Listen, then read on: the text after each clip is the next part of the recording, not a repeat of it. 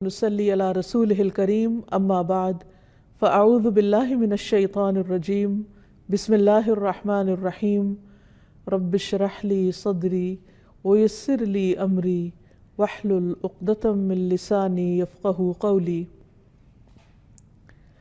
ناظرین، پروگرام اللہ کے خوبصورت نام کے ساتھ آپ کی خدمت میں حاضر ہیں۔ آج ہم انشاءاللہ اللہ سبحانہ و تعالیٰ کے نام الرحمن پر بات کریں گے۔ رحمان، بہت زیادہ مہربان، بہت زیادہ رحم فرمانے والا۔ قرآن مجید میں اللہ تعالیٰ فرماتے ہیں قُلِ ادْعُوا اللَّهَ أَوِ ادْعُوا الرَّحْمَٰنَ أَيَّمَّا تَدْعُوا فَلَهُ الْأَسْمَاءُ الْحُسْنَىٰ، کہہ دو اللہ کو پکارو یا رحمان کو پکارو، تم جس کو بھی پکارو گے سو یہ بہترین نام اسی کے ہیں، یعنی چاہو تو اللہ کہہ کے پکارو یا رحمان کہہ کے پکارو، کیونکہ رحمان بھی اس کا نام ہے۔ قرآن مجید کی ہر سورت سے پہلے سوائے سورت التوبہ کے بسم اللہ الرحمن الرحیم آتا ہے کہ اللہ کے نام کے ساتھ شروع کرتے ہیں جو بہت مہربان، بار بار رحم فرمانے والا ہے۔ تو اس سے یہ پتہ چلتا ہے کہ اللہ سبحانہ وتعالیٰ کی اس صفت کی بہت زیادہ تکرار ہے قرآن مجید میں۔ سورۃ فاتح کے شروع میں بھی الحمدللہ رب العالمین الرحمن الرحیم، سب تعریف اللہ کے لیے ہے جو رب ہے تمام جہانوں کا۔ کون ہے وہ رب؟ جو بہت ہی مہربان ہے، جس نے ہم پر ساری نعمتیں اس زمین کے اندر سے بھی نکالی اور آسمان سے بھی برسائیں اور ہر طرح سے ہمیں مالا مال کیا۔ یہ سب اس کی رحمت کی وجہ سے ہے، ورنہ ہم نے اپنے رب کے لیے کیا کیا ہے؟ اسے تو ہماری ضرورت بھی نہیں۔ ارشاد باری تعالیٰ ہے کتب علی نفسہ الرحمہ، اس نے اپنے اوپر رحمت کو لازم کر رکھا ہے، لکھ رکھا ہے، یعنی رحمت اس کی ہر چیز پر چھائی ہوئی ہے، ہر چیز پر غالب ہے۔ وہ بندوں کے ساتھ معاملہ بندوں کے اعمال کے مطابق نہیں کرتا، وہ اپنی رحمت کے ساتھ کرتا ہے۔ ہم بندے دن رات گناہ کرتے ہیں، دن رات اپنی جانوں پر ظلم کرتے ہیں، لیکن وہ ہم پر رحم کرتے ہوئے ہماری تمام ضروریات پوری کرتا ہے۔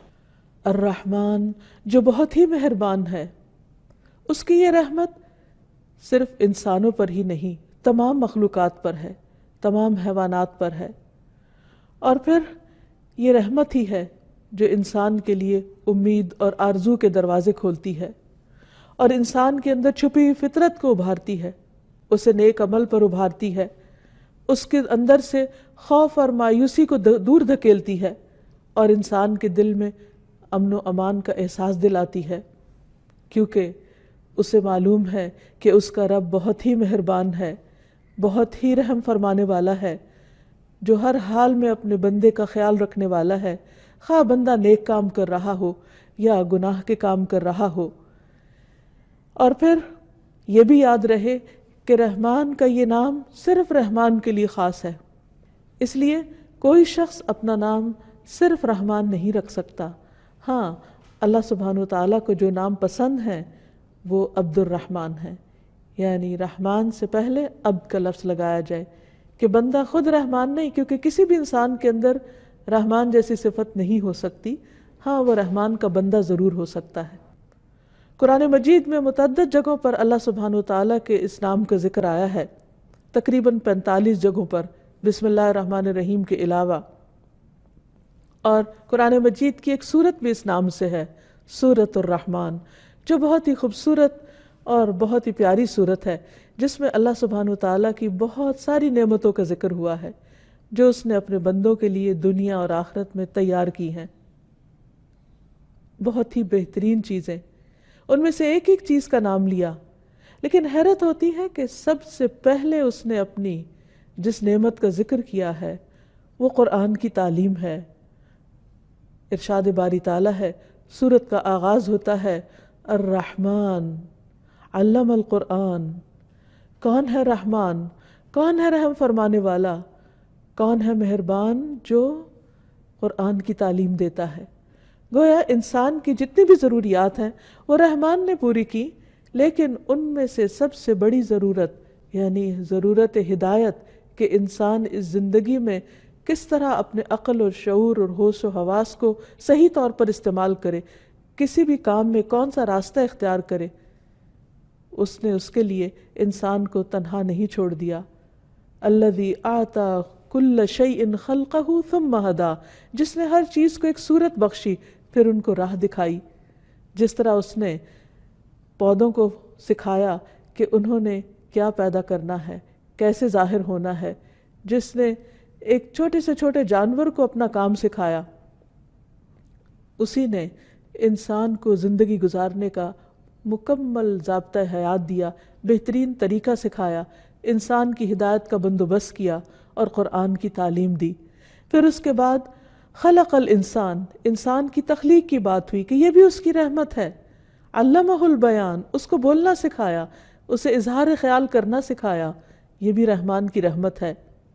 تو بہرحال اللہ سبحانہ وتعالیٰ کی اتنی نعمتیں ہیں، اتنی رحمتیں ہیں کہ جن کو انسان شمار نہیں کر سکتا، ان کو گن نہیں سکتا۔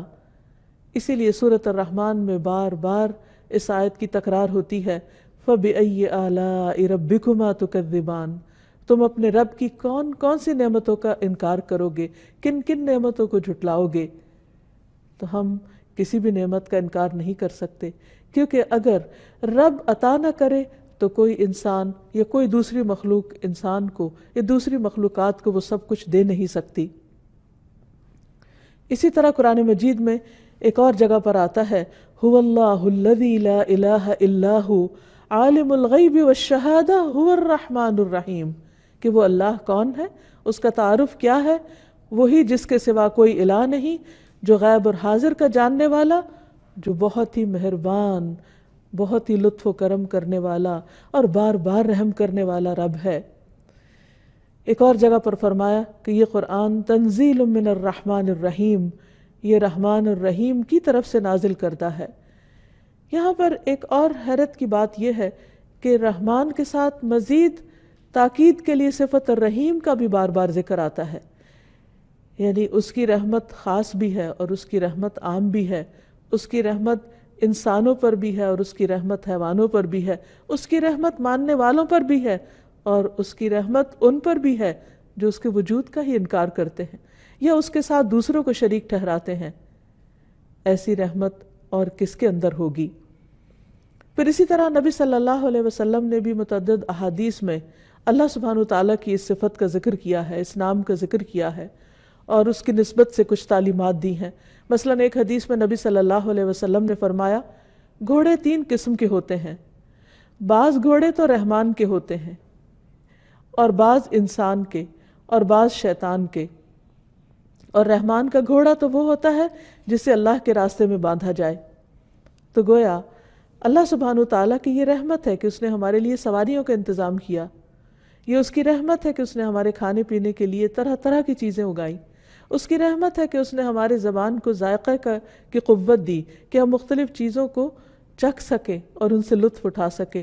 یہ اس کی رحمت ہے کہ اس نے صرف چکھنے کی نہیں، سونگھنے کی صلاحیت بھی دی تاکہ جو چیز کھا رہے ہیں اس کے ذائقے کے ساتھ ساتھ اس کی خوشبو سے بھی فائدہ اٹھائیں۔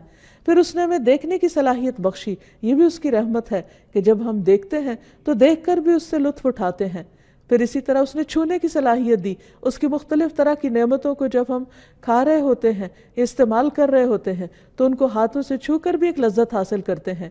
یہ سب کچھ اس کی رحمت ہی تو ہے کہ اس نے اپنے بندے کو اتنی بہترین قوتوں اور صلاحیتوں سے نوازا ہے۔ ان ساری نعمتوں کے ہوتے ہوئے انسان اپنے رب کا بڑا ہی ناشکرا ہے، اور رب اس بات کا شکوہ بھی کرتے ہیں۔ وہ رب رحیم قرآن مجید میں ہمیں بتاتے ہیں کہ بعض لوگ ایسے ہیں کہ جو رحمان کی ان نعمتوں کو، اس رحمت کو محسوس ہی نہیں کرتے۔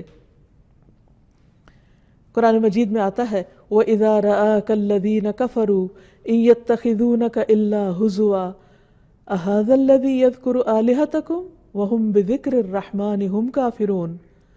اور جب یہ منکر آپ کو دیکھتے ہیں تو بس مذاق ہی اڑانے لگتے ہیں، کہتے ہیں کیا یہی ہے وہ شخص جو تمہارے معبودوں کا ذکر کرتا ہے جبکہ وہ خود رحمان کے ذکر سے منکر ہیں، یعنی رحمان کی دی ہوئی ساری رحمت سے، نعمتوں سے فائدہ اٹھاتے ہیں لیکن اس کو یاد نہیں کرتے، اس کی رحمت کو محسوس نہیں کرتے، اس کا شکر ادا نہیں کرتے۔ اور جب ان سے کہا جاتا ہے کہ رحمان کو سجدہ کرو تو کہتے ہیں وہ رحمان کیا ہوتا ہے؟ وَإِذَا قِيلَ لَهُمُ اسْجُدُوا لِلرَّحْمَنِ قَالُوا وَمَا الرَّحْمَنُ أَنَسْجُدُ لِمَا تَأْمُرُنَا وَزَادَهُمْ نُفُورًا۔ اور جب انہیں کہا جاتا ہے کہ رحمان کو سجدہ کرو تو کہتے ہیں کہ رحمان کیا ہوتا ہے؟ کیا ہم اس کو سجدہ کریں جس کا تو ہمیں حکم دیتا ہے؟ اور یہ دعوت ان کی نفرت میں مزید اضافہ کرتی ہے۔ لیکن اس کے باوجود کہ وہ رحمان کو سجدہ نہیں کرتے، وہ اس کی نعمتوں کا اعتراف نہیں کرتے، وہ اس کی مہربانیوں کو محسوس نہیں کرتے، رحمان اپنی رحمت کرنا بند نہیں کرتا، پھر بھی وہ دن رات ان پر اپنی رحمت کرتا چلا جاتا ہے۔ پھر اسی طرح ہم دیکھتے ہیں کہ مشرکین مکہ بھی اللہ سبحانہ وتعالیٰ کی اس صفت کے ساتھ اس کے اس نام کو نہیں جانتے تھے، نہیں پہچانتے تھے۔ صلح حدیبیہ کا واقعہ تاریخ کا مشہور واقعہ ہے، جس میں سہیل بن عمر آیا تو کہنے لگا کہ ہمارے اور اپنے درمیان صلح کی ایک تحریر لکھ لیں۔ چنانچہ نبی صلی اللہ علیہ وسلم نے کاتب کو بلوایا اور فرمایا کہ لکھو بسم اللہ الرحمن الرحیم، اللہ کے نام کے ساتھ جو مہربان ہے، رحمان ہے، بہت بار بار رحم فرمانے والا ہے۔ تو سہیل کہنے لگا اللہ کی قسم میں رحمان کو نہیں جانتا۔ یہ کس قدر حیرت کی بات ہے کہ جس کی رحمت سے ہم سانس لیتے ہیں، جس کی رحمت سے ہم چلتے پھرتے ہیں، جس کی رحمت سے یہ ساری کائنات ہمارے لیے مسخر کی گئی، جس کی رحمت کی وجہ سے ہمیں ہر چیز کی تعلیم دی گئی، ہمیں عقل اور سوچنے سمجھنے کی قوت دی گئی، اسی کو انسان نہ پہچانے، اسی کی ناشکری کرے۔ تو کہنے لگا کہ میں رحمان کو نہیں جانتا، وہ کیا چیز ہے؟ ہاں تم یوں لکھو بسمک اللہم، جیسے تم پہلے لکھا کرتے تھے۔ انسان کے لیے کس قدر بدقسمتی کی بات ہے کہ وہ اپنے رب کی رحمت کو محسوس نہ کرے، کیونکہ یہی رحمت انسان کے اندر ایک رقت پیدا کرتی ہے، اپنے رب کا ایک قرب نصیب کرتی ہے۔ اس رحمت کا احساس بندے کے اندر بندوں کے لیے بھی مہربانی کا جذبہ پیدا کرتا ہے۔ اور رحمان صرف الرحمن نہیں بلکہ ارحم الراحمین ہے، سب رحم کرنے والوں سے بڑھ کر رحم فرمانے والا ہے۔ ابو ہریرہ کہتے ہیں کہ نبی صلی اللہ علیہ وسلم کے پاس ایک آدمی آیا اور وہ اپنے بچے کو لے کر اسے سینے سے لگانے لگا، اسے پیار کرنے لگا۔ تو آپ نے اس سے پوچھا کہ کیا تمہیں اس پر رحم آتا ہے، یعنی تمہارے دل میں اس کے لیے محبت ہے؟ تو اس نے کہا جی ہاں۔ تو آپ نے فرمایا اللہ کو تم پر اس سے بھی زیادہ رحم آتا ہے، یعنی جس طرح ایک والد یا ایک ماں اپنے بچے سے پیار کرتی ہے اور اس پر رحم کرتی ہے، اس پر شفقت کرتی ہے، اس کا خیال کرتی ہے، اس کی نگہبانی کرتی ہے، فرمایا اللہ سبحانہ وتعالیٰ کو اس سے بھی زیادہ تم پر رحم آتا ہے جس طرح تمہیں اپنے اس بچے پر رحم آتا ہے، اور وہ ارحم الراحمین ہے، سب سے بڑھ کر رحم فرمانے والا ہے، اور اس کی رحمت اس کے غضب پر غالب ہے۔ حضرت ابو ہریرہ کہتے ہیں کہ رسول اللہ صلی اللہ علیہ وسلم نے فرمایا جب اللہ تعالیٰ مخلوق کو پیدا کر چکا تو اپنی کتاب یعنی لوح محفوظ میں جو اس کے پاس عرش پر موجود ہے، اس نے یہ لکھ دیا کہ میری رحمت میرے غضب پر حاوی ہے، یعنی اللہ سبحانہ تعالیٰ کی رحمت اس کے غصے اور اس کے غضب سے کہیں زیادہ ہے۔ ایک اور حدیث سے ہمیں پتہ چلتا ہے کہ اس کی رحمت کے 100 حصے ہیں، جن میں سے اس نے صرف ایک حصہ زمین پر اتارا ہے۔ نبی صلی اللہ علیہ وسلم نے فرمایا اللہ کے لیے 100 رحمتیں ہیں، ان میں سے ایک جنات، انسانوں، چوپایوں اور کیڑوں مکوڑوں کے لیے نازل کی گئی ہے، یعنی ان کے اندر ڈال دی گئی ہے، اور اس رحمت کی وجہ سے وہ آپس میں ایک دوسرے پر مہربانی اور شفقت کرتے ہیں۔ اسی وجہ سے وحشی جانور اپنے بچے پہ شفقت کرتا ہے، یعنی دوسرے جانوروں کو وہ ہنٹ کر لیتا ہے، ان کا شکار کرتا ہے، لیکن اپنے بچے کو وہ پلنے دیتا ہے۔ اور اللہ سبحانہ تعالیٰ نے 99 رحمتیں بچا کر رکھی ہیں جن سے وہ قیامت کے دن اپنے بندوں پر رحمت کرے گا، کیونکہ قیامت کے دن کوئی بھی ایسا نہ ہوگا کہ جس کے اعمال ایسے ہوں کہ وہ صرف اپنے اعمال کی وجہ سے جنت میں جا سکے۔ اسی لیے اللہ سبحانہ تعالیٰ نے جنت کو بھی اپنی رحمت کہا ہے کہ انتی رحمتی، تو میری رحمت ہے، ارحم بکی من اشاء، تیرے ذریعے میں جس پہ چاہوں گا رحم فرماؤں گا۔ یعنی کسی بھی انسان کا جنت میں جانا صرف اور صرف اللہ کی رحمت کی بنا پر ہے۔ پھر سوال یہ پیدا ہوتا ہے کہ اگر اللہ کی رحمت سے ہی جنت میں جانا ہے تو پھر اچھے عمل کی کیا ضرورت ہے؟ ہاں، اچھے اعمال، نیک اعمال، اللہ سبحانہ و تعالیٰ کو راضی کرنے والے اعمال اللہ کی رحمت کو جوش میں لاتے ہیں، وہ اس کی رحمت کو لانے کا سبب بنتے ہیں۔ ایک اور حدیث میں بھی آتا ہے، نبی صلی اللہ علیہ وسلم نے فرمایا، اللہ تعالیٰ نے اپنی رحمت کو 100 اجزاء میں تقسیم کیا، جن میں سے 99 اس کے اپنے پاس ہیں اور ایک حصہ اس نے زمین پہ نازل کیا۔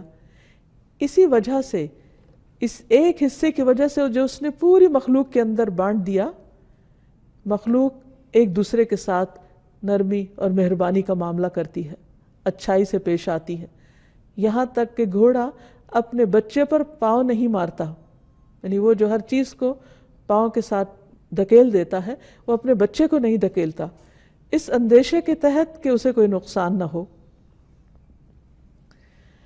پھر یہ ہے کہ قیامت کے دن اس ایک حصے کی واپسی اور اللہ کے دوستوں کو اس سے مکمل فائدہ پہنچے گا۔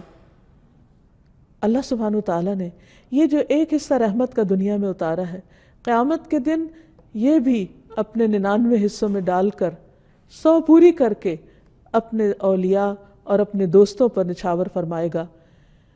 رسول اللہ صلی اللہ علیہ وسلم نے فرمایا، اللہ تعالیٰ کے پاس 100 رحمتیں ہیں، جن میں سے اللہ نے تمام زمین والوں پر صرف ایک رحمت نازل کی ہے، اور باقی 99 اللہ تعالیٰ نے اپنے اولیاء کے لیے رکھ چھوڑی ہیں۔ پھر اللہ اس ایک رحمت کو بھی، یعنی جو ابھی اس نے اس دنیا میں اتاری ہوئی ہے، اسے بھی اس 99 کے ساتھ ملا دے گا، اور قیامت کے دن اپنے دوستوں پر اپنی 100 رحمتیں پوری فرما دے گا۔ تو آپ سوچئے کہ پھر وہ کیسا انعام ہوگا، کیسا اکرام ہوگا، کیسا احسان ہوگا جو وہ اپنے بندوں پر کرے گا۔ اللہ سبحانہ وتعالیٰ کی رحمت محسنین کے بہت قریب ہے، جیسے کہ ارشاد فرمایا، ان رحمت اللہ قریب من المحسنین، اللہ کی رحمت نیکی کرنے والوں، احسان کرنے والوں کے بہت قریب ہے۔ یعنی ویسے تو اللہ سبحانہ وتعالیٰ کی رحمت ہر ایک کے لیے ہے، لیکن قیامت کے دن وہ خاص اس کے دوستوں کے لیے ہوگی۔ وہ دوست کون ہیں؟ جو اللہ سبحانہ وتعالیٰ کو اس دنیا میں راضی کرتے ہیں، اس کے احکامات پر چلتے ہیں، اس کی عبادت کرتے ہیں، اس کی اطاعت کرتے ہیں، اس کی خوشی کو اپنی خوشی پر مقدم رکھتے ہیں، اس کی رضا کو اپنی رضا کے آگے رکھتے ہیں۔ ایسے لوگوں پر اللہ سبحانہ وتعالیٰ اپنی رحمتیں تمام کر دے گا۔ پھر اسی طرح یہ ہے کہ قیامت کے دن اللہ کے نافرمانوں پر بھی کچھ رحمت ہوگی۔ حدیث میں آتا ہے کہ وہ جہنمی جو اس میں ہمیشہ رہیں گے، یعنی جہنم میں، ان پر تو نہ موت آئے گی اور نہ ہی انہیں کوئی زندگی نصیب ہوگی۔ البتہ جن پر اللہ تعالیٰ اپنی رحمت کا ارادہ فرمائے گا، انہیں جہنم میں موت دے دے گا۔ پھر سفارش کرنے والے ان کی سفارش کریں گے، اور ہر آدمی اپنے دوستوں کو نکال کر لے جائے گا۔ وہ لوگ ایک خصوصی نہر میں، جس کا نام نہر حیات ہے یا نہر جنت، وہاں غسل کریں گے اور ایسے اگائیں گے جیسے سیلاب کے بہاؤ میں دانہ اگاتا ہے۔ تو بہرحال اللہ سبحانہ وتعالیٰ کی یہ رحمت اپنے دوستوں کے لیے تو خاص ہوگی، لیکن اس کی اس رحمت سے کچھ وہ بھی لوگ فائدہ اٹھائیں گے کہ جو اس کے نافرمان ہیں، جن کے پاس کوئی ایک بھی نیکی یا کوئی ایک بھی فرما برداری کا کام نہیں تھا۔ اس دنیا میں اگر انسان اللہ سبحانہ وتعالیٰ کی رحمت کو محسوس کرنا چاہے تو اس کے لیے لازم ہے کہ وہ باہر نکلے اور زمین و آسمان کی تخلیق پر غور کرے اور اللہ سبحانہ وتعالیٰ کی قدرت کے مشاہدات کو دیکھے کہ کس طرح بارش برستی ہے، کیونکہ بارش بھی اس کی رحمت کا ایک حصہ ہے، اور پھر کس طرح رات دن میں اور دن رات میں تبدیل ہو جاتے ہیں، کس طرح زمین پر یہ تبدیلی آ جاتی ہے، کس طرح سورج کی تپش فصلوں کو پکاتی ہے، اور کس طرح چاند کی روشنی راتوں کو ٹھنڈک بخشتی ہے۔ قرآن مجید میں اللہ تعالیٰ فرماتے ہیں، وَمِن رَحْمَتِهِ جَعَلَ لَكُمُ اللَّيْلَ وَالنَّهَارَ لِتَسْكُنُوا فِيهِ وَلِتَبْتَغُوا مِن فَضْلِهِ وَلَعَلَّكُمْ تَشْكُرُونَ، اور اس نے اپنی رحمت ہی سے تمہارے لیے رات اور دن کو بنایا تاکہ تم اس میں آرام کرو۔ یہ بندے کو جو نیند کی صلاحیت بخشی ہے، سونے کی جو توفیق دی ہے، یہ بھی اس کی رحمت ہے۔ اور جب رات آ جاتی ہے، رات کا اندھیرا گہرا چھا جاتا ہے اور ہر چیز سکون پکڑتی ہے، تو اپنے بندوں کو بھی رب سلا دیتا ہے، اور یہ بھی اس کی رحمت کی علامت ہے۔ اور پھر دن کو اس نے روشن بنایا، کس لیے؟ تاکہ تم اس میں اپنے رب کا فضل تلاش کر سکو، اپنے رزق کو تلاش کر سکو، دنیا میں کام کاج کر سکو، کیونکہ جب سورج نکلتا ہے تو انسان کے اندر ایک عجب طرح کی نشاط ہوتی ہے، اس وقت بھی انسان کو اپنے رب کی رحمت کو محسوس کرنا چاہیے۔ گرمی کے بعد جب ٹھنڈی ہوا چلتی ہے تو یہ کون چلاتا ہے؟ یہ بھی رب کی رحمت کی علامت ہوتی ہے۔ اسی طرح جیسے یہاں فرمایا وَهُوَ الَّذِي أَرْسَلَ الرِّيَاحَ بُشْرًا بَيْنَ يَدَيْ رَحْمَتِهِ وَأَنزَلْنَا مِنَ السَّمَاءِ مَاءً طَهُورًا، اور وہی ہے جس نے ہواؤں کو اپنی رحمت سے پہلے خوشخبری کے لیے بھیجا، یعنی بارش کے آنے سے پہلے جب ہوا چلتی ہے تو اس کی رحمت کو محسوس کرنا چاہیے۔ اور ہم نے آسمان سے پاک کرنے والا پانی اتارا، یعنی بارش کا پانی ہر چیز کو دھو ڈالتا ہے، درختوں کو، نباتات کو اور مختلف چیزوں کو، اور اس میں انسانوں اور حیوانوں کے لیے پینے کا بھی حصہ ہے۔ پھر آپ دیکھیے کہ اللہ سبحانہ و تعالیٰ کی یہ رحمت جو ہے یہ اس کی کسی کمزوری کی وجہ سے نہیں ہے، وہ صاحب اقتدار ہے، وہ عرش پر مستوی ہے، وہ سب سے بلند ہے، اس کے باوجود مہربان ہے۔ دنیا میں آپ دیکھیں گے کہ عام طور پر جب کسی انسان کو کوئی اقتدار ملتا ہے یا کوئی طاقت ملتی ہے تو عموماً وہ ظالم ہو جاتا ہے، لیکن اللہ سبحانہ و تعالیٰ سے بڑھ کر طاقت کس کے پاس ہے؟ اللہ سبحانہ و تعالیٰ سے زیادہ بلند مقام کس کے پاس ہے؟ لیکن اس کے باوجود وہ مہربان ہے۔ قرآن مجید میں آتا ہے الرحمن علی العرش استویٰ، رحمان عرش پر مستوی ہے، یعنی اتنی بلندی پر ہونے کے باوجود وہ مہربان ہے۔ پھر اسی طرح قرآن مجید میں متعدد مقامات پر العزیز الرحیم کا لفظ آتا ہے۔ ایک طرف وہ زبردست ہے، وہ غلبے والا ہے، وہ قوت والا ہے، وہ اپنا حکم نافذ کر سکتا ہے، اور دوسری طرف وہ بہت مہربان ہے۔ عام طور پر بندوں کے اندر زیادہ تر وہ مہربان ہوتے ہیں جو اپنی کسی ویکنس کی وجہ سے دوسروں پر مہربانی کر رہے ہوتے ہیں، یا تو فطرتاً ان کے اندر ایک ایسی کیفیت ہوتی، یا پھر جب وہ دیکھتے ہیں کہ وہ کوئی قوت نہیں رکھتے، کوئی طاقت نہیں رکھتے، تو عام طور پر وہ مسکین ہو جاتے ہیں یا پھر نرم مزاج ہو جاتے ہیں۔ بائی چوائس بہت کم لوگ مہربانی کا رویہ اختیار کرتے ہیں، کیونکہ جو جو نعمتیں زیادہ ہوتی چلی جاتی ہیں، یعنی ان پر اللہ کا فضل زیادہ ہوتا ہے، وہ تو بندوں کے ساتھ مہربانی کی خو کو چھوڑ دیتے ہیں، الا ماشاء اللہ، مگر یہ کہ جس کو اللہ توفیق دے۔ لیکن اللہ سبحانہ وتعالیٰ جو سارے خزانوں کا مالک ہے، جو سب کچھ کر سکتا ہے، وہ اپنے نافرمانوں کو ایک آن میں ختم کر سکتا ہے، لیکن اس کے باوجود وہ ان کو رزق دیتا رہتا ہے۔ اور ایک اور جگہ پر فرماتا ہے وَرَبُّكَ الْغَفُورُ ذُو الرَّحْمَةِ، تیرا رب بخشنے والا ہے، رحم فرمانے والا ہے۔ لَوْ يُؤَاخِذُهُمْ بِمَا كَسَبُوا لَعَجَّلَ لَهُمُ الْعَذَابَ، اگر وہ بندوں کے گناہوں کی وجہ سے انہیں پکڑنے لگے تو بہت جلد ان کو عذاب دے دے، لیکن وہ ایسا نہیں کرتا۔ اور آپ دیکھیے، کسی اور کی بات چھوڑیے، خود ہم اپنے آپ پر غور کریں تو ہم ایک دن میں کتنی نافرمانیاں کر جاتے ہیں، لیکن اس کے باوجود ہم چلتے پھرتے، کھاتے پیتے سب کچھ کرتے ہیں، اور پھر اللہ سبحانہ وتعالیٰ ہمیں پلٹنے کا موقع بھی دیتے ہیں کہ ہم اس سے معافی مانگ لیں تو معاف بھی کر دے گا۔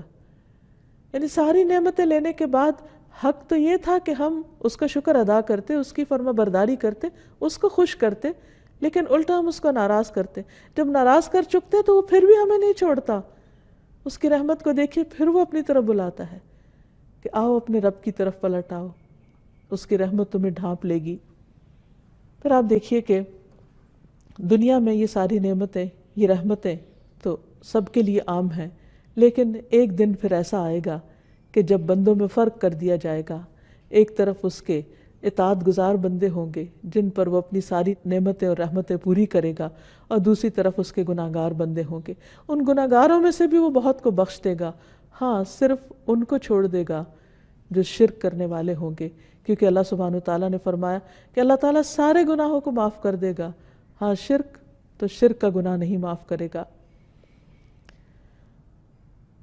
جیسا کہ باقی تمام ناموں کے ساتھ اللہ سبحانہ وتعالیٰ کو پکارا جاتا ہے، اسی طرح اس کی اس صفت کے ساتھ بھی اس کو پکارنا چاہیے۔ نبی صلی اللہ علیہ وسلم نے کچھ ایسی دعائیں سکھائی ہیں کہ جن میں رحمان کا ذکر آتا ہے۔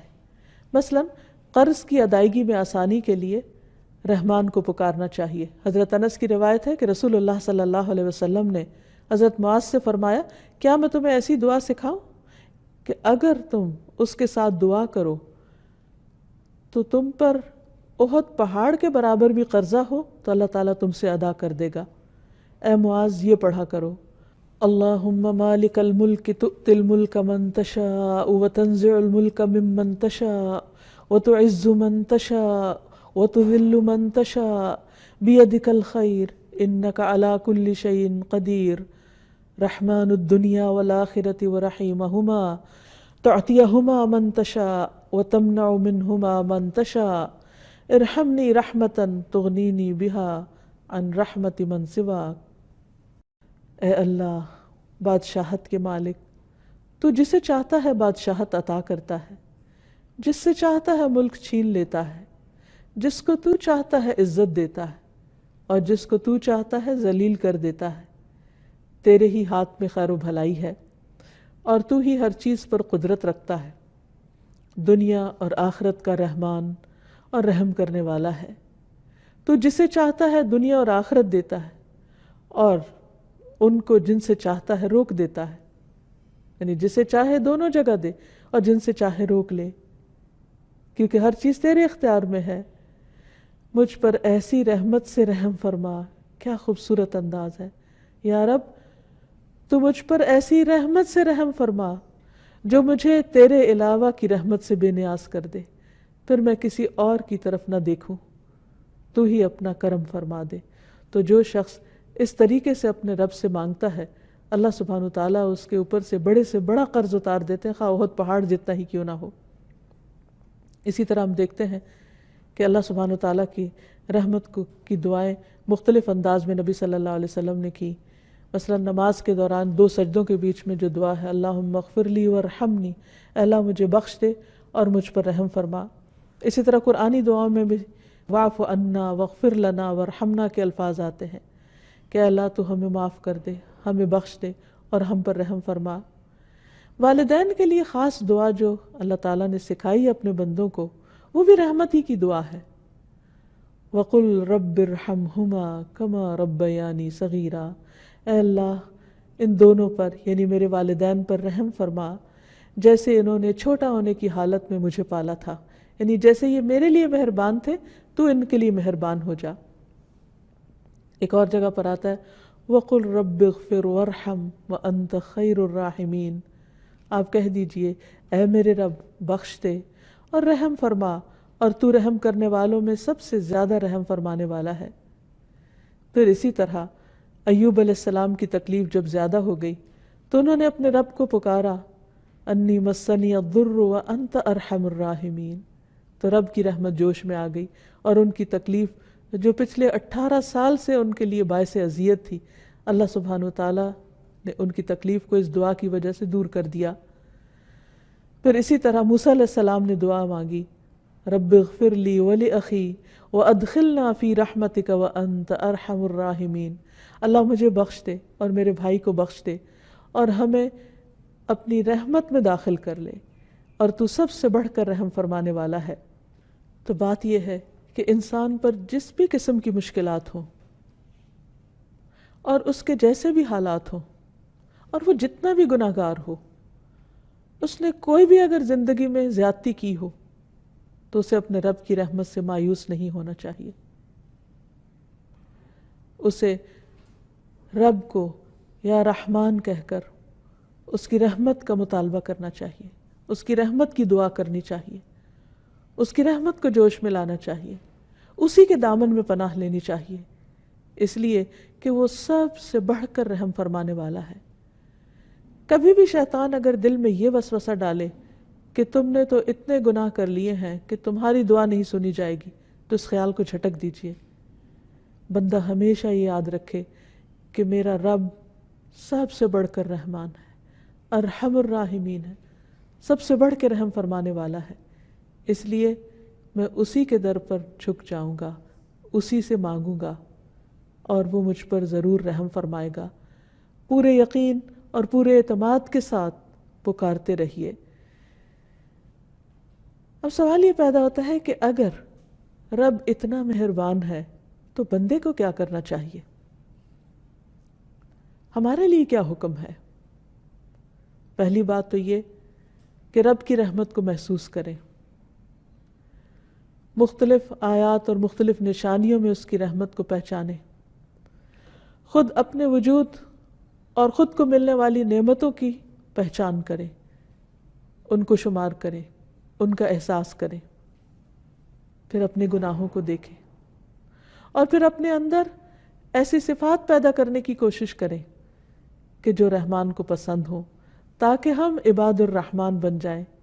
قرآن مجید میں اللہ تعالیٰ فرماتے ہیں وَعِبَادُ الرَّحْمَنِ الَّذِينَ يَمْشُونَ عَلَى الْأَرْضِ هَوْنًا، اور رحمان کے بندے تو وہ ہوتے ہیں جو زمین پر آہستگی سے چلتے ہیں، دوسرے لفظوں میں زمین پر رحم کرتے ہوئے، پاؤں مار کر نہیں چلتے، تکبر سے نہیں چلتے، آہستگی سے چلتے ہیں، وہ ہر ایک کے حقوق کا خیال رکھتے ہیں۔ وَإِذَا خَاطَبَهُمُ الْجَاهِلُونَ قَالُوا سَلَامًا، اور جب جاہلوں سے، لا علم لوگوں سے ان کی بات ہوتی ہے، یا لا علم لوگ ان سے بات کرتے ہیں، یا کوئی جھگڑا کرتے ہیں، یا ان کے ساتھ کوئی بد اخلاقی برتتے ہیں، تو وہ ان کے ساتھ الجھتے نہیں، ان کے ساتھ سخت باتیں نہیں کرتے، قالوا سلاما، ان پر سلامتی بھیج کر ان سے الگ ہو جاتے ہیں، بات کو طول نہیں دیتے۔ یہ ہیں ان بندوں کی خصوصیات جو اپنے رب کی رحمت کو پہچانتے ہیں۔ والذین یبیتون لربہم سجدا وقیاما، اور جو راتیں اس حال میں گزارتے ہیں کہ اپنے رب کے حضور سجدے اور قیام کرتے ہیں تاکہ اپنے رب کی رحمت کو پکار سکیں۔ والذین یقولون ربنا اصرف عنا عذاب جہنم ان عذابها کان غراما، اور جو کہتے ہیں اے ہمارے رب ہم سے جہنم کا عذاب پھیر دے، بے شک اس کا عذاب ہمیشہ کے لیے چمٹ جانے والا ہے۔ اگرچہ وہ جانتے ہیں کہ رب مہربان ہے، لیکن اس کے ساتھ ساتھ اپنے گناہوں سے ڈرتے ہیں اور گناہوں کی سزا سے بچنے کی فکر کرتے ہیں۔ انہا ساءت مستقرا ومقاما، بے شک وہ بری ٹھہرنے کی جگہ اور بری اقامت کی جگہ ہے، یعنی وہ سمجھتے ہیں کہ جہنم بہت برا ٹھکانہ ہے۔ یعنی اللہ سبحانہ وتعالیٰ کی رحمت کا غلط مطلب نہیں لیتے، بلکہ اس کی رحمت کے تقاضے کے طور پر ایسے کام کرتے ہیں، ایسی دعائیں مانگتے ہیں کہ جس سے اس کی رحمت سے وہ محروم نہ رہ جائیں۔ والذین اذا انفقوا لم یسرفوا، رحمان کے بندوں کی اور کیا خصوصیات ہوتی ہیں؟ وہ بندے ہوتے ہیں جب وہ مال خرچ کرتے ہیں تو اسراف نہیں کرتے، فضول خرچی نہیں کرتے، کیونکہ ایک اور جگہ پر آتا ہے ان المبذرین کانوا اخوان الشیاطین وکان الشیطان لربہ کفورا، کہ فضول خرچ شیطان کے بھائی ہوتے ہیں اور شیطان اپنے رب کا بہت ہی ناشکرا ہے۔ تو رحمان کے بندے خرچ میں اعتدال کی راہ اختیار کرتے ہیں، نہ اسراف کرتے ہیں، ولم یقتروا، اور نہ ہی وہ تنگی سے خرچ کرتے ہیں۔ وَكَانَ بَيْنَ ذَلِكَ قَوَامًا، اور ان کا خرچ اس کے درمیان معتدل ہوتا ہے، یعنی اعتدال کی راہ ہوتی ہے۔ اللہ کی صفت رحمان کو پہچاننے والے تو وہ ہوتے ہیں جن کے دلوں میں رحمت ہوتی ہے، جو دوسرے بندوں پر، دوسری مخلوق پر مہربان ہوتے ہیں، جو دوسروں کو دکھ، درد، تکلیف، پریشانی اور غم کو محسوس کر سکتے ہیں۔ وہ ہر ایک کے لیے مہربان ہوتے ہیں، ان کے لیے بھی جو ان کے ساتھ اچھا کرے اور ان کے لیے بھی جو ان کے ساتھ اچھا نہ کرے۔ جیسے نبی صلی اللہ علیہ وسلم اپنے دشمنوں کے لیے بھی مہربان تھے۔ فَلَعَلَّكَ بَاخِعٌ نَفْسَكَ عَلَىٰ آثَارِهِمْ إِن لَّمْ يُؤْمِنُوا بِهَٰذَا الْحَدِيثِ أَسَفًا، کہ شاید آپ اپنی جان ان کے پیچھے غم سے ہلاک کر لیں اگر وہ اس بات پر ایمان نہ لائے، یعنی جو ایمان نہ لائے، جو آپ کی دعوت پر لبیک نہیں کہنے والے تھے، آپ ان کے لیے بھی روتے تھے، ان کے لیے بھی درد محسوس کرتے تھے۔ تو رحمان کا بندہ وہی ہوتا ہے جو سارے اہل زمین پر مہربان ہوتا ہے، جیسا کہ ابو داؤد کی روایت میں آتا ہے رحم کرنے والوں پر رحمان رحم کرتا ہے، اہل زمین پر رحم کرو، آسمان والا تم پر رحم کرے گا۔ ایک اور جگہ پر آتا ہے رحم کرنے والوں پر رحمان بھی رحم کرتا ہے، تم زمین والوں پر رحم کرو، آسمان والا تم پہ رحم کرے گا۔ رحم بھی رحمان کی شاخ ہے، جس نے اس کو جوڑا اللہ بھی اس سے رشتہ جوڑ لیں گے، اور جو اسے کاٹے گا اللہ اس سے تعلق کاٹ لیں گے۔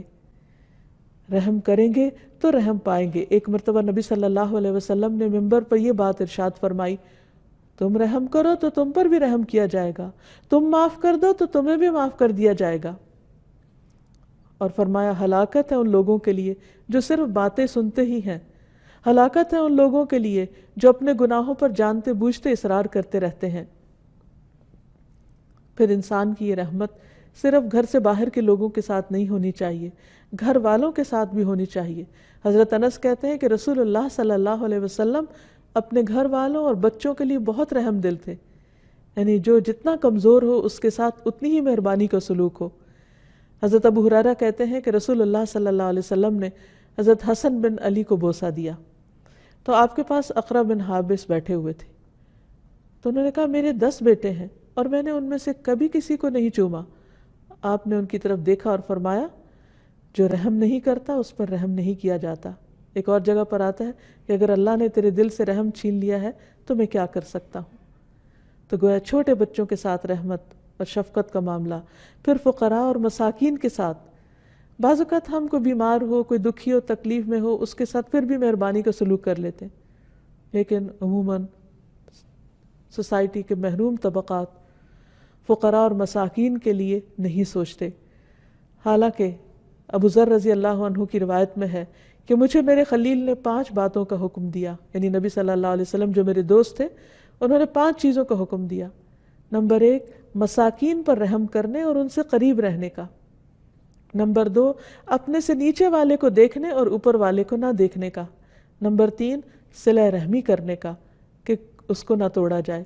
نمبر 4 حق بات یعنی سچ بات کہنے کا خواہ وہ تلخی کیوں نہ ہو، اور یہ کہ میں کثرت سے لا حول ولا قوت الا باللہ پڑھا کروں۔ پھر اسی طرح پرندوں اور جانوروں کے ساتھ رحم کرنے کا حکم ہے۔ نبی صلی اللہ علیہ وسلم نے فرمایا جس نے رحم کیا اگرچہ چڑیا کو ذبح کرنے کا معاملہ ہی کیوں نہ ہو، یعنی ایک جانور کو ہی ذبح کرنا کیوں نہ ہو، تو اللہ تعالیٰ قیامت کے دن اس پر رحم فرمائے گا۔ ایک آدمی نے کہا اللہ کے رسول صلی اللہ علیہ وسلم میں ایک بکری ذبح کرتا ہوں اور اس کے ساتھ شفقت کرتا ہوں، یعنی پیار سے اور اچھے طریقے سے۔ آپ نے فرمایا اگر تم بکری کے ساتھ شفقت کرتے ہو تو اللہ سبحانہ وتعالیٰ تم پر رحم فرمائے گا۔ تو حقیقت یہ ہے کہ ہمیں ہر ایک کا احساس کرنا چاہیے۔ آپ صلی اللہ علیہ وسلم نماز پڑھاتے ہوئے اگر کسی بچے کے رونے کی آواز سن لیتے تو آپ اپنی نماز کو مختصر کر دیتے تھے۔ بچے کی ماں پر رحمت کرتے ہوئے یا بچے پر رحمت کرتے ہوئے کہ وہ اپنی ماں کے لیے پریشان ہو رہا ہے، اور اس شخص میں کوئی خیر اور بھلائی نہیں جس کے اندر رحم کا جذبہ نہیں۔ اور نبی صلی اللہ علیہ وسلم پر جب دوزخ پیش کی گئی تو اس میں آپ نے بنی اسرائیل کی ایک عورت کو دیکھا جس نے بلی کو باندھ رکھا اور اس پر رحم نہ کیا اور اسے کھانے کے لیے کچھ نہ دیا اور نہ اسے چھوڑا کہ وہ خود اپنے لیے کچھ ڈھونڈ کر کھا لے۔ تو خواہ کوئی کتنا ہی عبادت گزار ہو، لیکن اگر وہ بندوں پر رحم نہیں کرتا تو وہ رحم کا مستحق نہیں۔ اللہ تعالیٰ سے دعا ہے کہ وہ ہم سب پر رحم فرمائے اور ہمارے دلوں کے اندر دوسروں کے لیے رحم کا جذبہ ڈال دے۔ وآخر دعوانا ان الحمد للہ رب العالمین۔